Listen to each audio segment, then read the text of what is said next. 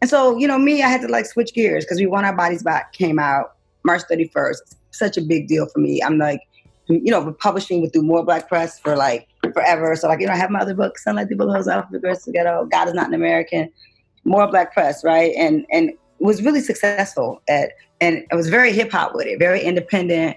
I was slinging books and folks was slinging CDs, right? So here go my hip hop CD, here go my books. And I had that Detroit hustle in me since the time I was like 17 or 18. I've been like that.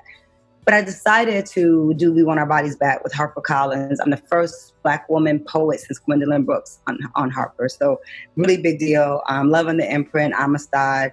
And I did it for positioning. I did it because I need you and everyone else to have this book, to not have to get it directly from me. It's so funny because people are so used to getting the books from me that they're just like, yo, Jessica, I want to support you. I want to buy your book. I said, just buy it from anywhere. Now they're like, what? But we want the money to go to you. I was like, no, don't worry about the money going to me. I was like, no, I got my money. I got my advance money. This is not about money. This is about buying. I want you to have the book. And I need you to go buy it from all the places, local bookstores, barnesandnobles.com, wherever you feel you want to give your dollar. Don't think it's putting money in my bank account. It's not, but it's helping me get my book into your hands. And that is the reason why I did it with the larger press, because I needed the distribution. And it's the problem with all things that are independent and hip hop, and it's distribution. And so, which is why, my album with Talib, Black Tea, that I know we talked about years ago, like that was really great positioning for me. Like, I didn't do that for the money either. I did that because, Talib, first of all, the album is beautiful and Talib is smart to put my album out because it's a really good music project. But also because he helped me position myself so I can have a Pandora station, things like that. And so, I've been in the business a long time. And so it's just another power move for me. And, but been using We Want Our Bodies Back, this book is for Sandra Bland, right? The title poem. But I have a poem in here called I Can't Breathe that I wrote when me and Rosa Clemente and Talib decided to meet, Talib Kweli, of course, out in St. Louis when Mike Brown was killed, during that unrest, and deciding to become a part of that process. And we did a couple things with Tom Morello and Boots from The Coup, who's now known as the guy who did Sorry to Bother You, and did like a rock and roll, concert that I hosted with all those guys and Stephanie Christian. And it is, lots of things in Ferguson, right? But I Can't Breathe was the thing that I wrote for Eric Garner. And here we are talking about I Can't Breathe again. I was like, how many I Can't Breathe moments are we going to have? But it's just deep and how prophetic like some of the poems are in this book, where you feel like I wrote the poem yesterday for George Floyd. I was like, I didn't just, because the names just keep coming. And with Breonna Taylor, which hurts my heart about Breonna Taylor, like there's been outcry, but when Black girls are killed, I don't feel like it's the same outcry from any organizations. None of them. I feel like it's very male-centered, very male-centered. Let's just say that. And even I hear the brothers talk, they got to keep killing Black men and killing these men. And I'm just like, they're killing us too, babe. They're killing us. They're killing us. So...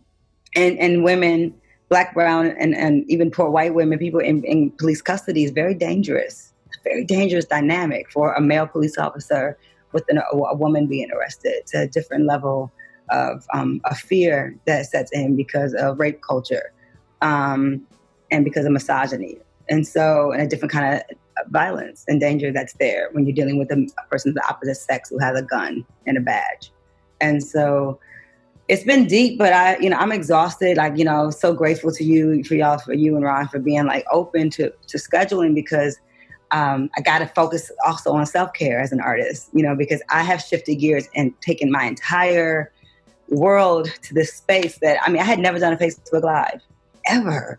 I had never done an Instagram Live. I was not one of those people. I thought that was corny, to be honest. I was like, I'm not going live on Instagram. Like, the fact that I'm even posting a picture, like, that's enough information. But now I'm like, the Jessica Kier Moore Show, Tuesday nights at 7. Like, let's get it, And I brought on Omar Reagan, like an activist, Muslim actor and activist out of, from Detroit, but lives in Cali doing work mad across the world. And brought on the comedian Dean Edwards. I brought on Mahogany Jones, and brought on my son Omari Jazz recently, and Sudan, Ursula Rucker's son Sudan, out of Philly doing mad work, and Liza Garza, poet, Piper Carter. It's just been really fulfilling for me to talk to people during this, so that I don't feel like I'm on some island.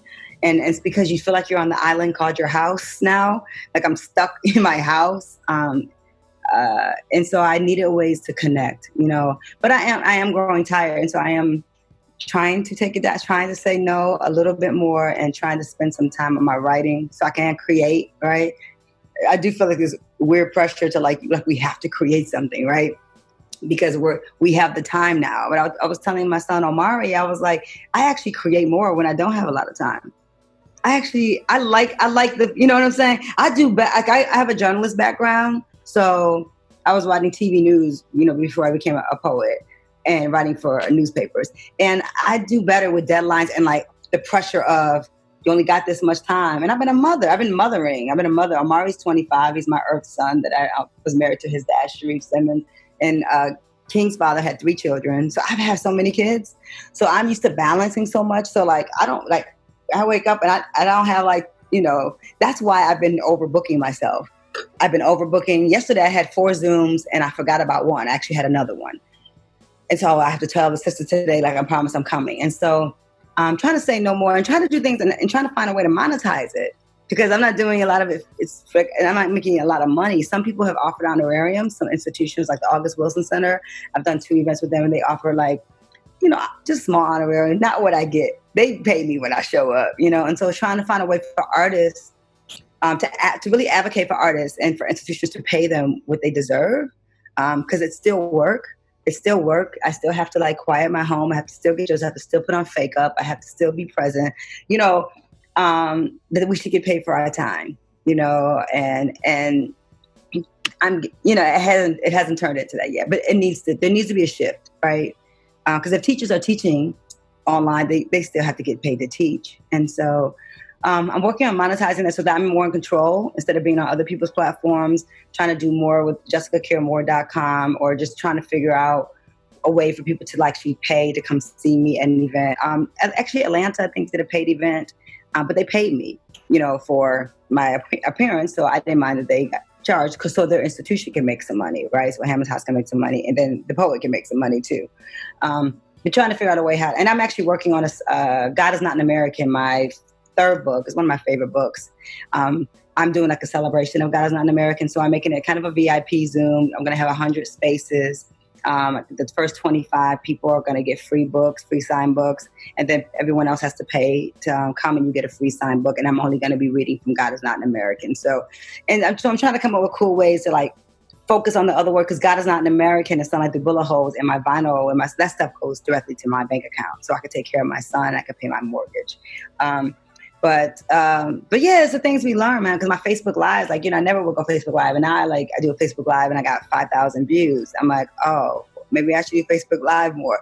The last one I did right now is probably at 7,000 or 8,000 views for some interview I did on someone else's Facebook. I shared on my page, and so I'm like, okay, I want to build my audience, but I miss people. I'm the opposite of social distancing. Yesterday my head was literally hurting from looking at the green dot on my MacBook Pro. It comes to a point, and when I'm, off with you, and I love y'all, that's why I said yes to this, and I wanted to be awake when I did it, is that I am going to try to get some rest, and I think it's important. You don't have to feel guilty about needing rest. Activism is tiring, and I'm a single mother, and I'm, ushering a young man off into the unknown of high school. We don't even know what that's going to look like in the fall.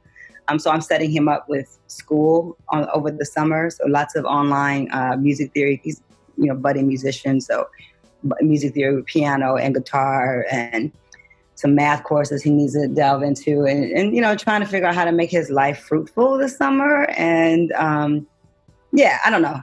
That's one long sentence.